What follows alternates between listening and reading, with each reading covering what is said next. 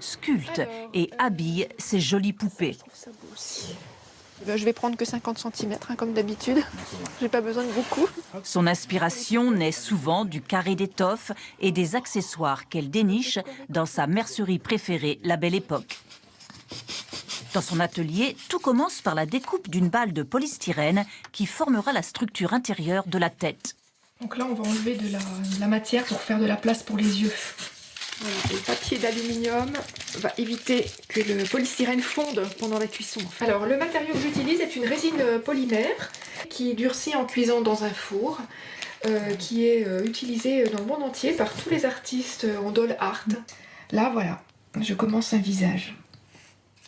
Le début de l'expression, ça va être les yeux, alors qui vont être dirigés soit vers le haut pour faire quelque chose de pensif, soit bien de face si on veut faire une petite frondeuse qui boude un peu, qui regarde bien en face.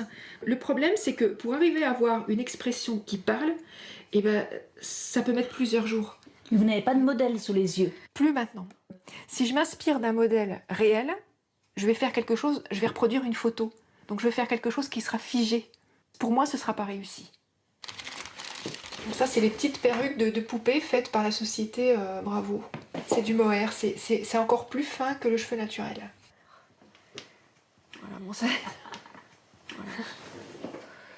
fait un petit peu... Bon, c'est vrai que ces petites perruques, c'est quand même à la base fait pour des poupées anciennes, donc c'est un petit peu apprêté. Alors bon, moi, après, j'aime bien les décoiffer, enfin faire que ce soit un petit peu plus moderne quand même. Chaque pièce est unique, répertoriée, et tous les modèles sont déposés pour éviter d'être copiés. Là aussi, on peut faire un petit peu. Vous aimez bien les taches de rousseur? Disons que ça donne un petit côté vivant qui va très bien sur certaines poupées. Saisir un regard, une émotion, l'étincelle de vie si caractéristique de son œuvre. La créatrice improvise toujours, refuse l'exercice du portrait imposé que beaucoup lui réclament. Voilà, alors ça, on me le demande tout le temps. Je ne préfère ne pas le faire, je ne le fais pas d'ailleurs, parce qu'il y a le côté morbide que je n'aime pas trop, donc je préfère inventer, tout est inventé. Ces poupées d'artistes valent entre 1 200 et 2 000 euros. Laurence Ruet en sculpte environ 25 par an, toutes immédiatement achetées par des collectionneurs du monde entier.